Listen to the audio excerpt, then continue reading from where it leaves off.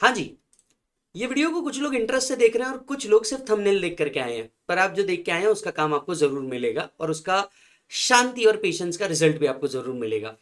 Paper था CA final सितंबर 2025 का। जैसे कि मैंने पहले भी बताया था मेरे इंस्टाग्राम पे कि पेपर काफ़ी इजी आया था और बहुत सारी चीज़ें जो हम लोगों ने क्लास में पढ़ी थी, जो एबीसी एनालिसिस में प्रिडिक्ट करी थी, जिसको चार्ट रिवीजन में कवर किया था या फास्ट ट्रैक में कवर किया था, वो बहुत सारी चीज़ें एज इट इज़ आ गई। पेपर का एनालिसिस लेकर के आया हूँ और डिटेल्ड एनालिसिस लेकर के आया हूँ। ये जो एनालिसिस है ये मेरे प्राइमरी इंस्पेक्शन का है। हो सकता है कुछ छोटी बड़ी चीजें जो है ये इसके अंदर में छूट जाए और शायद आपको फाइनल आंसर कुछ अलग मिल जाए, पर मैंने कोशिश की है कि मोटे मोटे तौर पे सारी चीजें आप लोग को बता दूं। मोटे मोटे तौर पे आज जो मैं आपको पेपर के अंदर में बताने वाला हूं, अगर आपका सब्सटैंशियली ये राइट है तो बहुत अच्छी बात है, आप इंश्योर हो जाइए कि पेपर आपके सही गए हैं। पर अगर इनके अंदर में मोटी मोटी चीजें आपकी गलत हो जाती है, बहुत सारी छोटी मिस्टेक है, तो मैं आपको कहूंगा कि आपने जनवरी के अटेम्प्ट के लिए प्रिपरेशन कर लेना चाहिए। यस और नो, बट फिर भी at any point of time मुझे ऐसा लगता है कि जो हम बता रहे हैं उसके अलावा सजेस्टेड आंसर के लिए हम सबने वेट करना चाहिए।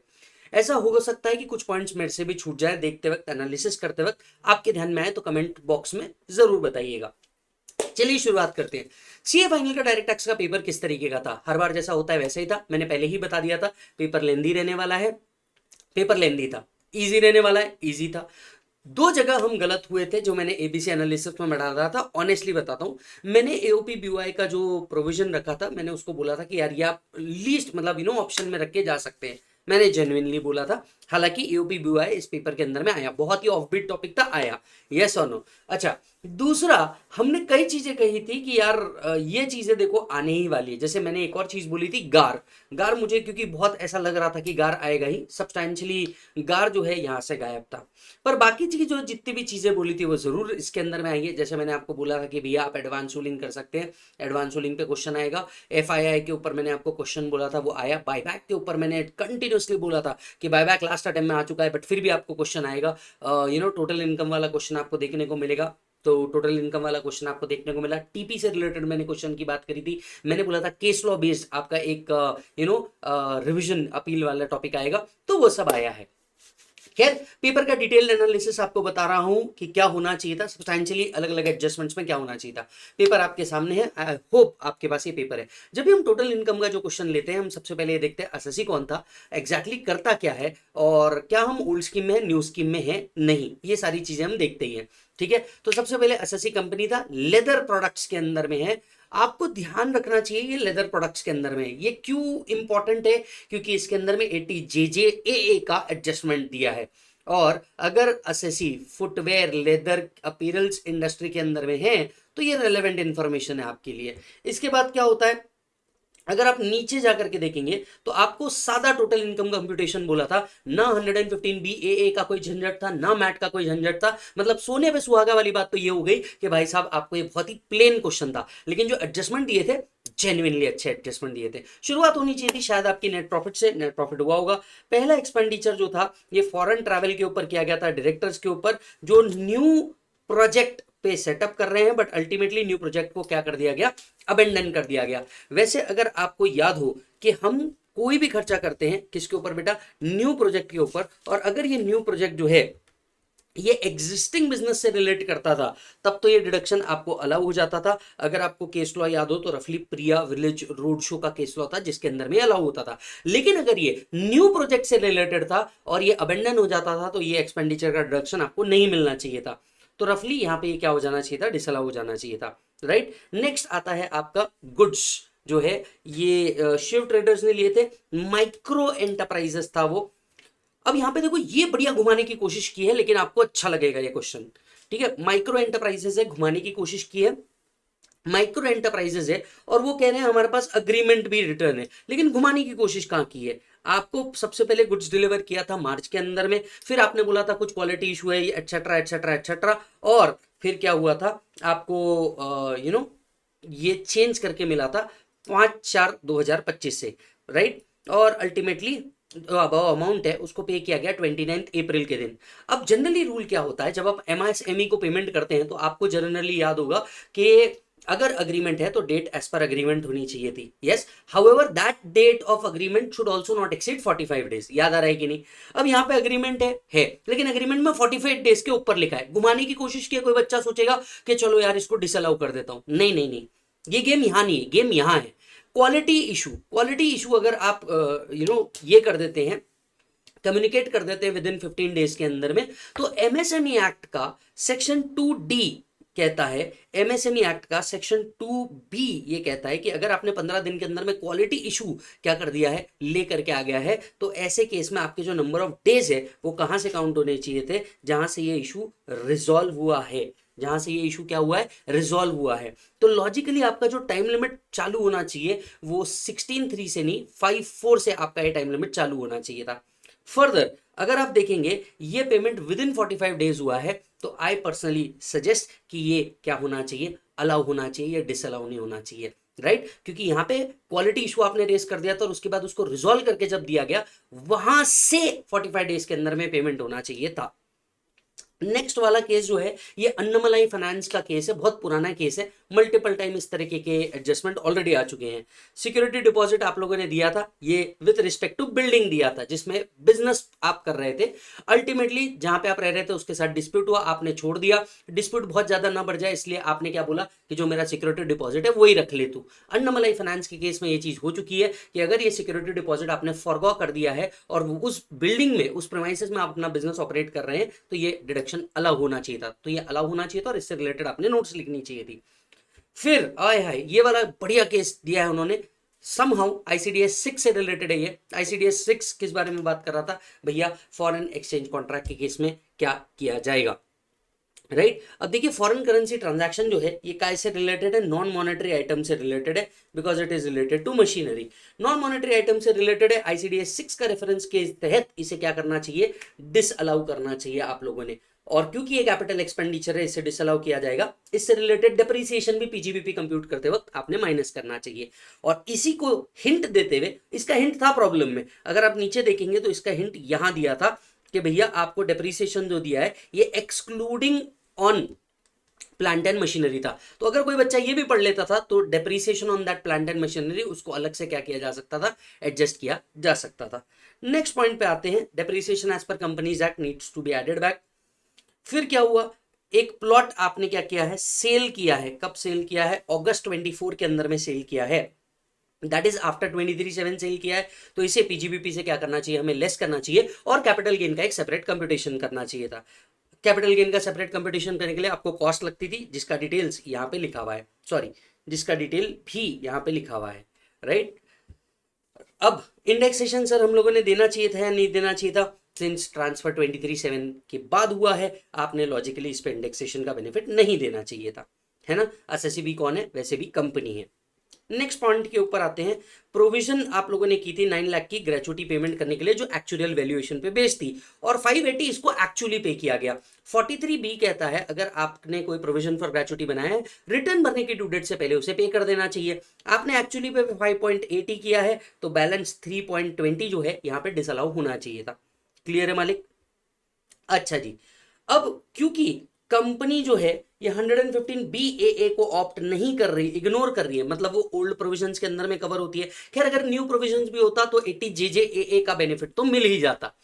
खैर अब क्योंकि वो ओल्ड स्कीम के अंदर में है तो डेफिनेटली यहाँ पे आपको 80JJAA का बेनिफिट भी मिलेगा, 30% of the additional wages of new regular workman. याद आ रहा है क्या मालिक, राइट? अब न्यू रेगुलर वर्कमैन के अंदर में हमें कौन कौन से वर्कमैन को कंसिडर नहीं करना, यहाँ सबसे बढ़िया गेम है। आपको पता है ये सेम क्वेश्चन हमारे MRP के अंदर में, क्वेश्चन बैंक के अंदर में, डिडक्शन चैप्टर के अंदर में कवर है, आप देख सकते हैं। और सिमिलर क्वेश्चन है, पूरा सेम एडजस्टमेंट है। कैजुअल एम्प्लॉय आरपीएफ में कंट्रीब्यूट नहीं करते, मतलब कैजुअल एम्प्लॉय वालों को तो हमें कंसिडर ही नहीं करना।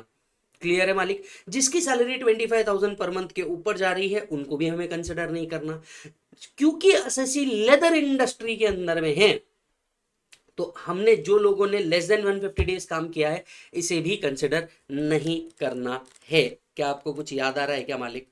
यस और नो, आपको कुछ याद आ रहा है? सर क्या याद आना चाहिए हम लोगों को? सर आपको याद ही आना चाहिए कि 80JJAA के अंदर में जनरली कितने दिन से कम काम करने वाले कंसिडर नहीं होते, जनरली कितने दिन से कम काम करने वाले, 240 डेज के अंदर में। लेकिन अगर अदर असेसी लेदर इंडस्ट्री के अंदर में है, फुटवेयर इंडस्ट्री के अंदर में, अपीरल इंडस्ट्री के अंदर में, तो 240 डेज की जगह 150 डेज ही है, तो ये भी कंसिडर नहीं होगा। और ये लाइन यहां छुपी हुई थी, समझ में आ रही है बात, इसीलिए मैंने बोला था ये वाला पार्ट रिलेवेंट है। तो लॉजिकली जो है ना, ये 55 ही एलिजिबल होते हैं, किस पर्पस के लिए, 80 JJAA के एग्जाम्शन के लिए।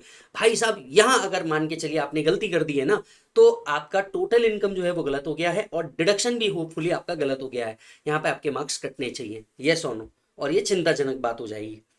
ओके इसके अलावा अगर आप देखेंगे तो एक और एडजस्टमेंट दिया है, कंपनी ने शेयर परचेज किए हैं, जिसकी फेयर मार्केट वैल्यू 95 है, 40 में परचेज किया है। मतलब ये जो एक्विजिशन हुआ है ये इन एडिक्वेट कंसिडरेशन में हुआ है। 56/10 यहाँ पे प्रोविजन क्या होगी, अप्लीकेबल होगी, यानी इसे गिफ्ट के प्रोविजन में कंसिडर किया जाना चाहिए। तो फेयरली आपका जो इनकम, टोटल इनकम कंप्यूट होगा, उसमें पीजीबीपी दिखना चाहिए, कैपिटल गेन दिखना चाहिए, आईएफओएस दिखना चाहिए, डिडक्शन दिखना चाहिए। Are you getting the point? और इसी सभी से रिलेटेड आप लोगों ने क्या डालने चाहिए, नोट्स डालने चाहिए। डन। तो इस तरीके का ये क्वेश्चन था। सेकंड क्वेश्चन जो था ये एज इट इज बुक के अंदर में कवर है। अगर आपने मेरा फास्ट ट्रैक लिया है डायरेक्ट टैक्स का, जिसमें हमने लगभग 35 लेक्चर्स में सब कुछ कवर करवाया है इंक्लूडिंग द प्रॉब्लम्स, मैंने आपको बोला था एओपी बीओआई के अंदर में ये एक क्वेश्चन करके चल जाना, आपका काम हो जाएगा। क्वेश्चन बिल्कुल वही है, और ये मॉड्यूल का क्वेश्चन है। मॉड्यूल में आपके क्वेश्चन है JNK नाम से, यहाँ पे उन्होंने उसको PNR कर दिया। अब इसके अंदर में क्या एडजस्टमेंट होनी चाहिए थी मैं आपको बताता हूं। अगर आप ध्यान से देखेंगे ना, तो मेंबर्स जो है इनके शेयर डेफिनेट है क्या, द आंसर इज यस, इनके शेयर डेफिनेट है। तो अगर एओपी का टैक्स सेक्शन 167B में क्या बोला जाता है, अगर शेयर डेफिनेट है, राइट, एंड नो मेंबर इस कंपनी, एक भी मेंबर का इनकम अगर बेसिक एग्जाम्पशन लिमिट के ऊपर चले गया, तो एओपी को MMR पे टैक्स भरना पड़ता है, नहीं तो एओपी को टैक्स भरना पड़ता है on the rate which is applicable to individual. बराबर है कि नहीं है? अब यहां पे अगर ध्यान देंगे तो पी ने ओल्ड स्कीम लिया है, जहां पे उनकी इनकम 2,50,000 के नीचे है, राइट, और आर ने 115 BSE लिया है इंक्लूडिंग द एओपी, यस और नो। आर ने और एओपी ने 115 BSE लिया है, जहां पे उनकी इनकम 3 लाख से नीचे है। सो सीधे शब्दों में no members income exceed basic exemption limit, तो एओपी पे जो एप्लीकेबल रेट होगा वो इंडिविजुअल का एप्लीकेबल रेट हो जाएगा। और यहां पे याद रखने वाली बात यह है कि 115 BSE से एओपी का टैक्स निकालना पड़ेगा, क्योंकि यहां पे बोला है एओपी 115 BSE ऑप्ट कर रहा है। Are you getting the point? अच्छा, इसके बाद पी और ओ जो है इनकी इंडिविजुअल इनकम इंक्लूड की जाएगी, राइट, शेयर ऑफ एओपी इनके इनमें इंक्लूड किया जाएगा, और 86 का रिबेट का कैलकुलेशन इफ एनी यहां पे कंसिडर आपने करना चाहिए, राइट, क्योंकि अगर एओपी क्या करता है, 67A कहता है अगर एओपी ने टैक्स भरा है on the rate which is applicable to individual, तो मेंबर के हाथ में क्या होता है दोस्त, मेंबर के हाथ में इनकम इंक्लूड की जाती है और 86 का रिबेट मिलता है। फर्दर एक और बात आपको शायद यहां एप्लीकेबल हो सकती है, कैलकुलेशन करने पे पता चलेगा, the rebate under section 87A भी शायद अप्लाई हो जाए, कैलकुलेशन पे पता चलेगा। बट एक बात तो फिक्स है, rebate under section 86 is in addition to rebate under section 87A, तो उसकी एप्लीकेबिलिटी भी हो सकता है यहां पे आ जाए, कैलकुलेशन के बाद पता चलेगा। ठीक है, ओके, बायबैक एक ऐसी चीज है जो मैंने कहा था कि आएगी, तो भाई साहब ये बायबैक आया है। अब यहाँ पे जितना भी बायबैक हुआ है, let's say 1000 equity share 550 rupees के हिसाब से बायबैक किया गया है, इसे 222F के अंदर में क्या किया जाना चाहिए सर, टैक्स किया जाना चाहिए। सर क्यों? क्योंकि बायबैक जो है ये अक्टूबर के अंदर में हुआ है, यस और नो। अच्छा, एक और बात, जितना आपने कैपिटल लगाया था इसको आपने लॉन्ग टर्म कैपिटल लॉस मानना चाहिए, and which will be allowed as deduction, which will be allowed as deduction. अब इस क्वेश्चन के अंदर में मल्टीपल चीजें छुपी थी। लिक्विडेशन के ऊपर अगर कंपनी कोई एसेट ट्रांसफर कर रही है, तो ऐसे केस में शेयर होल्डर के हाथ में ये डीम्ड डिविडेंड माना जाएगा। ऐसे केस में शेयर होल्डर के हाथ में क्या माना जाता है, डीम्ड डिविडेंड माना जाता है, only to the extent of accumulated profit whether capitalised और नॉट। याद आ रहा है क्या आपको? तो यहाँ पे डीम्ड डिविडेंड आ जाएगा कहाँ बेटा, 222C के हिसाब से। यहाँ पे एक चीज जो घुमाई गई थी, एसेट जो ट्रांसफर किया है उसका बुक वैल्यू जो है ये 45 लाख है, और फेयर मार्केट वैल्यू जो है ये 60 लाख है। आपको क्या कंसिडर करना चाहिए सर, 60 लाख कंसिडर करना चाहिए। एंड मेरे हिसाब से क्योंकि ये within the accumulated profits आ रहा है, तो ये आपका 222C बनना चाहिए। क्लियर है मालिक? नेक्स्ट पार्ट के ऊपर आते हैं। ये क्वेश्चन आपका FII का क्वेश्चन है, 115 AD के ऊपर बेस्ड FII का क्वेश्चन है। ऐसे दो सिमिलर क्वेश्चन हमने हमारे क्वेश्चन बैंक के अंदर में ऑलरेडी रखे हुए with the similar adjustments. Right. सबसे पहले शॉर्ट टर्म कैपिटल गेन आया है और एसटीटी पे हुआ है। यहाँ पे इस शॉर्ट टर्म कैपिटल गेन के ऊपर जो टैक्स लगेगा सर ये 20% के हिसाब से लगेगा। नेक्स्ट एक और जो आपने सेल किया है जिसपे आपने एसटीटी नहीं दिया, इसके ऊपर 30% का टैक्स आपको लगना चाहिए। तीसरा जो लॉन्ग टर्म कैपिटल गेन आया है right on sale of securities, right, इसके ऊपर आपको क्या लगना चाहिए सर 10% का टैक्स लगना चाहिए। और अदर सिक्योरिटीज इनकम जो है इसके ऊपर आपको 20% का टैक्स लगना चाहिए। यहाँ एग्जामिनर ने एक बढ़िया जगह घुमाने की कोशिश की है। हो सकता है कोई बच्चा इन्वेस्टमेंट इन आरडीबीज को एग्जाम्प्ट कर दे, नहीं नहीं करना है। अगर आरडीबीज 2018 से 2019 तक के थे तो वो एग्जाम्प्ट होते थे। यहाँ पे इस इनकम के ऊपर आपको टैक्स निकालना पड़ेगा। तो ये जो इन्वेस्टमेंट इनकम है इसके ऊपर आप जरूर टैक्स निकालेंगे टोटल इनकम के साथ। ठीक है मालिक। नेक्स्ट क्वेश्चन आता है आपका चैरिटेबल ट्रस्ट का। इजी वन, मैं एक्सपेक्ट नहीं कर रहा था, मैं तो उल्टा चैरिटेबल ट्रस्ट के ऊपर सोच रहा था कि एग्जिट टैक्स के ऊपर आपको क्वेश्चन आएगा। टू माय सरप्राइज उन्होंने बहुत इजी क्वेश्चन दे दिया। तो भैया ट्रस्ट की इनकम आई है, ट्रस्ट की इनकम में से कुछ एक्सपेंसेस उन्होंने क्या किए, अप्लाई किए। हमें बताना है क्या ये अप्लाइड माने जाएंगे या नहीं अप्लाइड माने जाएंगे। भैया इलेक्ट्रिसिटी बिल जो है ये 80,000 का पे किया है पर्टेनिंग टू मार्च 24, बराबर है। मार्च 24 का बिल है। हम mercantile system of accounting follow करते हैं। हमने पे कब किया है, अप्रैल में पे किया है। अब लॉजिकली अगर हम mercantile system of accounting follow करते हैं तो ये अर्लियर ईयर का एक्सपेंसेस हो गया। ये क्या हो गया बेटा, अर्लियर ईयर का एक्सपेंसेस हो गया। तो इसका डिडक्शन जो है एप्लीकेशन माना जाना चाहिए। क्या अर्लियर ईयर का अमाउंट अनपेड है, करंट ईयर में पे किया, इसको एप्लीकेशन नहीं माना जाना चाहिए। यस। हालांकि कुछ ऐसे सिचुएशंस हो सकते हैं जहाँ पे आपने इसको अलाउ भी करना चाहिए, पर आपके पास बेसिक आंसर आना चाहिए कि इसको अलाउ नहीं मिलना चाहिए। फिर आता है आपने अमाउंट पेड किया है इवेंट कंपनी को for advertising and organising a fund raising programme, और फुल अमाउंट आपने पे कर दिया था आरटीजीएस के थ्रू। ये एप्लीकेशन माना जाना चाहिए, ट्रस्ट के ऑब्जेक्टिव के लिए हो रहा है, यह अज्यूम किया जा सकता है। दूसरे ट्रस्ट को आपने डोनेशन दिया है, अदर देन कॉर्पस डोनेशन है, इसका डिडक्शन मिल जाना चाहिए, आपको ये एप्लीकेशन माना जाना चाहिए। आगे बढ़ते हैं। बी पार्ट इसका अगर आप देखेंगे तो ये काय के ऊपर बेस्ड था सर, हाँ ये डीटीडब्ल्यू के ऊपर बेस्ड था। यस, सो सर ये डीटीडब्ल्यू के ऊपर बेस्ड था। अब अगर ये क्वेश्चन को अगर आप देखेंगे ना 115 बीएससी ऑप्ट कर रहे हैं, शायद ये एक वो मिस्टेक हो सकती है जिसने आपके इस क्वेश्चन को रॉन्ग कर दिया हो। मैं आपको बताता हूं कैसे। हमें total income and tax liability निकालना है, that too under the default scheme which means आपको 115 बीएससी ऑप्ट करना है। यहाँ पे एसएससी जो है ये इंडिविजुअल है और वो सीनियर सिटीजन नहीं है, ये रेलेवेंट इन्फॉर्मेशन है। अब आपने क्या करना चाहिए, आपकी जो सैलरी इनकम है, पहली बात ये बिफोर स्टैंडर्ड डिडक्शन है। अब यहाँ पे आपने क्या करना चाहिए, 75,000 रुपीज का स्टैंडर्ड डिडक्शन लेना चाहिए। न्यू स्कीम में वो ओल्ड में नहीं, तो 50,000 की जगह 70,000 75,000 का डिडक्शन होना चाहिए। दूसरा, इंटरेस्ट ऑन हाउसिंग लोन जो है ये सेल्फ ऑक्यूपाइड प्रॉपर्टी का है, जो 115 बीएससी में नहीं मिलता, तो इसका कोई डिडक्शन क्लेम नहीं करना चाहिए आपने। ये सुनो, बाकी डिविडेंड इनकम टैक्सेबल इनकम के अंदर में आएगी। इंटरेस्ट इनकम जो है एफडीआर से आ रही है। एफडीआर जो है ये कमल ने मेक की है in the name of his wife.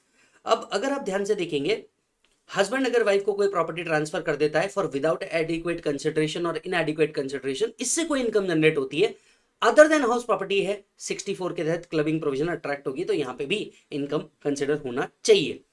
कुछ और बातें जो यहाँ पे काम की चीजें है, फॉरेन से भी इसकी इनकम आ रही है, ये इनकम भी क्लब की जाएगी। लेकिन कौन कौन सी, फॉरेन से जो बिजनेस इनकम आ रही है इसे क्लब होना चाहिए। रेंटल इनकम जो आ रही है ये क्लब होना चाहिए, लेकिन रेंटल इनकम का कंप्यूटेशन यहाँ पे करना बहुत जरूरी था। जैसे रेंटल इनकम जो है ये 8,000 यूरो है, इसमें से आपको म्युनिसिपल टैक्स जो है ये माइनस करना चाहिए। तो सर यहाँ पे तो लिखा है नॉट अलाउड इन कंट्री है, हाँ जी सर कंट्री है में अलाउड नहीं है, पर म्युनिसिपल टैक्स जो है ये आपको डिडक्शन बोल करके मिलता है इवन दो आपने फॉरेन में पे किया है, क्योंकि लॉ कहता है municipal tax actually paid is allowed as deduction. तो आपने ये क्या करना चाहिए, माइनस करना चाहिए। इसके बाद इसमें से स्टैंडर्ड डिडक्शन भी कंसिडर करना चाहिए एंड देन आपने नेट इनकम को कंसिडर करना चाहिए। Okay sir. Short term capital gain आया है sir, short term capital gain आया on sale of shares of a company registered in country A and sale proceeds were credited in bank account. तो sir ये आपकी foreign income है, इसे भी क्या किया जाएगा, कंसिडर किया जाएगा। क्योंकि डीटीडब्ल्यू नहीं है, रिलीफ जो मिलना चाहिए वो सेक्शन 91 के तहत मिलना चाहिए of lower of average rate of tax in India और average rate of tax in foreign whichever is lower into foreign income, आपने क्या करना चाहिए, मल्टीप्लाई करना चाहिए। यस और नो मालिक। अच्छा एक बात यहां पे याद रखना, ये प्रॉपर्टी सेल्फ ऑक्यूपाइड नहीं है, ये लेट आउट है। ऊपर वाली दी हुई प्रॉपर्टी सेल्फ ऑक्यूपाइड प्रॉपर्टी दी हुई है, ये आपको बस याद रखना है। ठीक है सर। नेक्स्ट क्वेश्चन के ऊपर अगर मैं आऊं तो नेक्स्ट क्वेश्चन आपका टीडीएस टीसीएस से रिलेट करता है। ये भी मैंने आपसे कहा था कि एक क्वेश्चन टीडीएस टीसीएस से जरूर आएगा, जिसमें का जो पार्ट ए है ये 194 IA के ऊपर बेस्ड है। ये 194 IA पे क्यों बेस्ड है? क्योंकि आपने एक ज्वाइंट प्रॉपर्टी परचेज की है, जिसमें आपसे दो कंसेप्ट की टेस्टिंग पूछी जा रही है। मैं हमेशा कहता हूं कि आपने सर राइटिंग प्रैक्टिस बहुत ज्यादा करनी चाहिए। हम जब फास्ट ट्रैक लेते हैं, रेगुलर बैच लेते हैं, इसके अंदर में भरपूर राइटिंग प्रैक्टिस कराई जाती है। ऑब्जेक्टिव बड़ा सिंपल होता है, आप देख लीजिए पेपर सिर्फ बड़े बड़े सब्जेक्ट्स के रिवीजन से पास नहीं होते sir, writing practice is the game. अगर आप फास्ट ट्रैक भी देखेंगे तो उसके अंदर में हम लोगों ने इतने सारे क्वेश्चन राइट आउट किए थे, उन बच्चों को डेफिनेटली बहुत इजी गया होगा।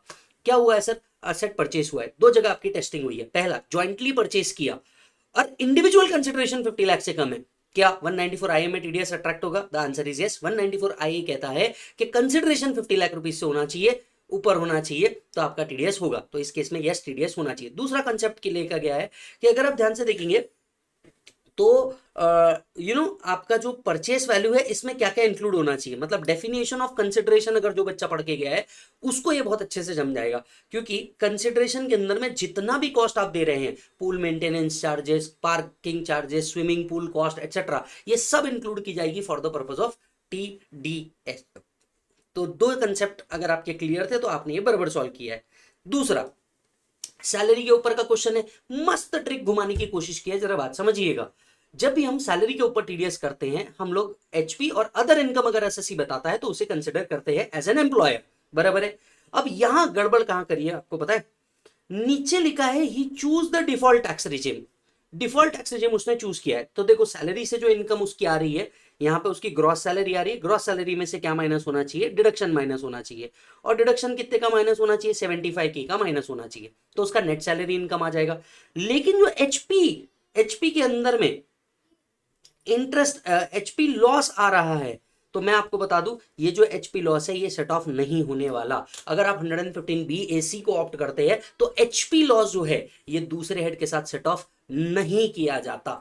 याद आ रहा है क्या मालिक आपको? और तीसरा, आपकी कुछ इंटरेस्ट इनकम है, उस बेसिस पे आपकी टोटल इनकम निकलती है, टोटल इनकम के बेसिस पे आपका टैक्स निकलेगा। और याद रखिएगा टीडीएस जो होगा वो एवरेज रेट ऑफ टैक्स के हिसाब से निकलेगा। यस और no? Average rate of tax के हिसाब से निकलेगा। ये एडजस्टमेंट यहां पे कंसिडर होनी चाहिए। यस और नो? अच्छा, इसके साथ साथ एक और चीज हुई है, यहाँ पे आपने मोटर कार लिया है, जो टीसीएस भी कंसिडर हुआ है, मोटर कार भी लिया है आपने और टीसीएस भी आया है इसके ऊपर, तो वो भी आपने लाइबिलिटी निकालते वक्त कंसिडर करना चाहिए।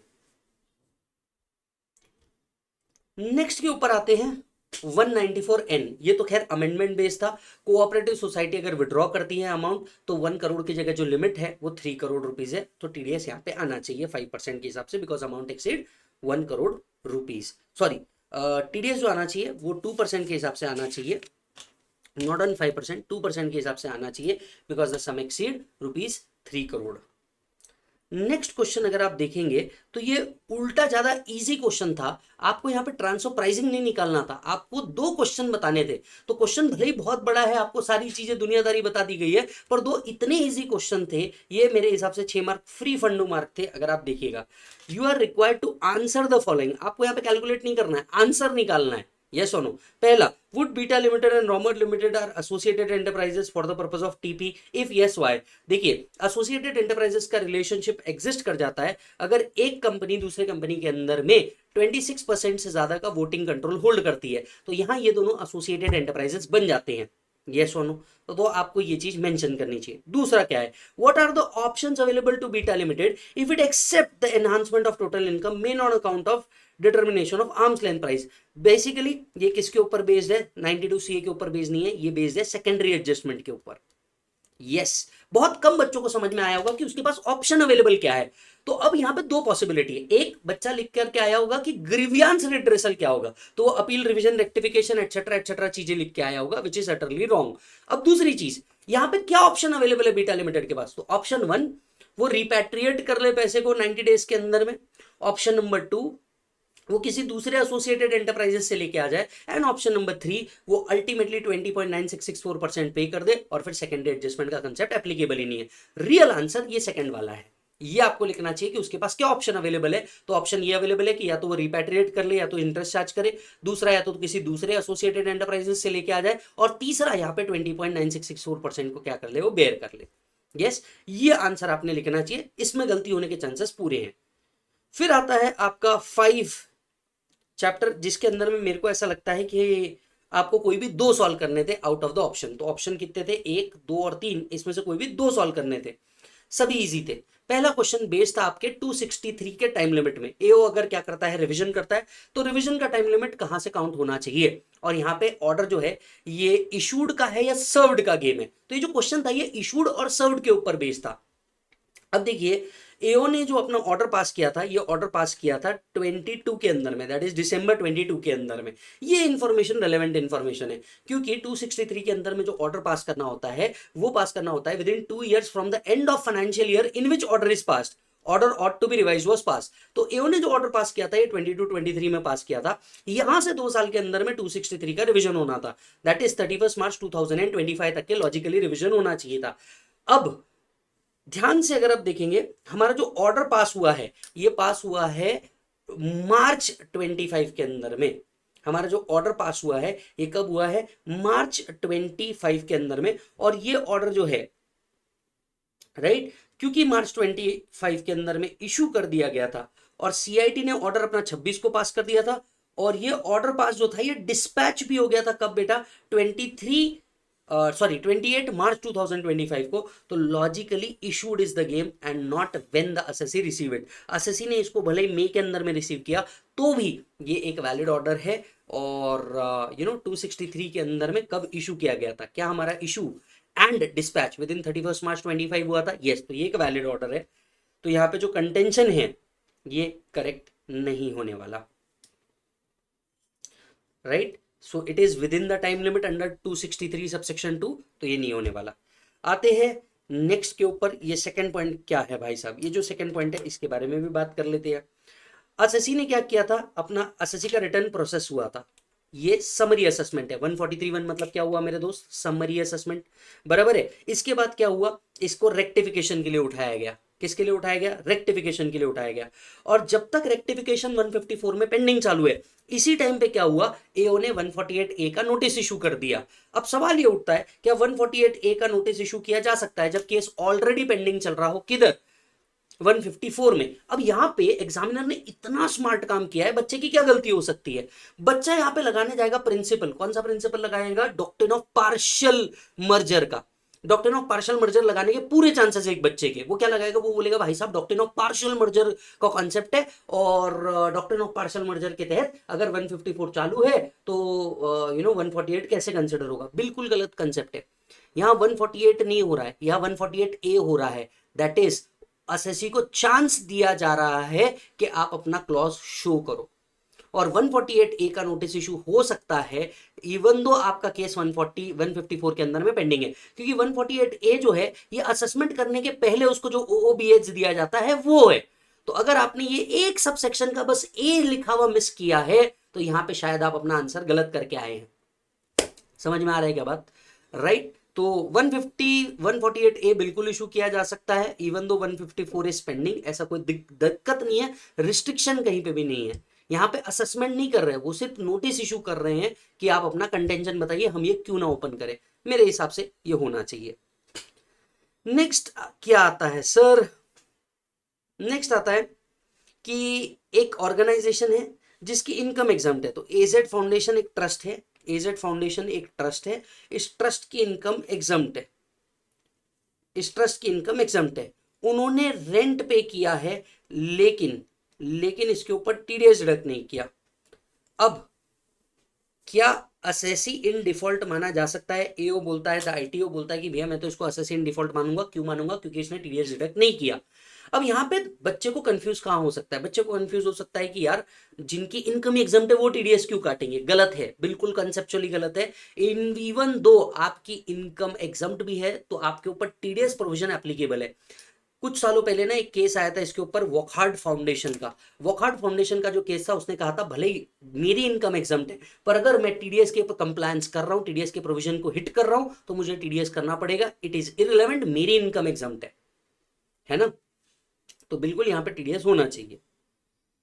फिर क्या आता है, आपके दो थियरी क्वेश्चन आते हैं। मैं बहुत खुश हूं कि मैंने ये जो दो बताए थे ये बिल्कुल आ गए। और बेप्स में भी जब मैंने आपको फास्ट ट्रैक और रेगुलर बैच दिया था, मैंने आपको बोला था कि बेप्स में भी ये करके जाओ। उसमें से ये एक था इंडिकेटर जो थे बीईपीएस के। यहाँ पे आपको याद होगा तो हमने जोक भी क्रैक किया था कि इंडिकेटर एटसेट्रा एटसेट्रा 6 इंडिकेटर होते हैं। 6 इंडिकेटर यहाँ पे ब्रीफली आपने लिखने चाहिए थे। मुझे लगता है ये हार्ड है क्योंकि 6 के 6 याद नहीं आते।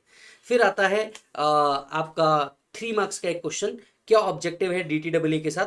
तो देखो हमारी बुक के अंदर में ना टैक्स ट्रिटी नाम का एक टॉपिक है, उसके अंदर में difference of OECD, UNMC and tax treaty है। उसका फर्स्ट पैरा जो है उसमें 3 पॉइंट लिखे, ये है उसका आंसर, राइट।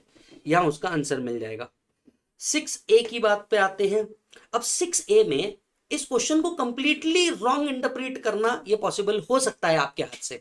मैंने आपसे कहा था टैक्स ऑडिट रिपोर्ट पे क्वेश्चन आएगा आएगा आएगा, आ रहा है। अब मैंने ऐसा क्यों कहा था, क्यों मेरे को सपना आया था या पेपर मैंने बनाया था? इनमें से दोनों में कुछ नहीं है, दोनों में मैंने कुछ नहीं किया था। मैं आपको बताता हूं क्या था। देखिए टैक्स ऑडिट जो है ये May 24 से आपके सिलेबस के अंदर में ऐड हुआ है। रिसेंटली जितने भी मॉक टेस्ट पेपर्स आप देखेंगे, जितने भी मॉक टेस्ट पेपर्स आप देखेंगे या जितने भी आरटीपी एमटीपी देखेंगे, उनमें एक ना एक क्वेश्चन आपका किससे आ रहा है, एक ना एक क्वेश्चन आपका टैक्स ऑडिट से आ रहा है। अब इस क्वेश्चन में 100% गलत इंटरप्रेट करने का चांस है आपका। कैसे, मैं आपको बताऊं। आप यहाँ पे 94B देखोगे और आपको सोचोगे कि यार ये ट्रांसफर प्राइसिंग से रिलेटेड कॉन्सेप्ट है। भाई साहब ये उससे रिलेटेड है ही नहीं।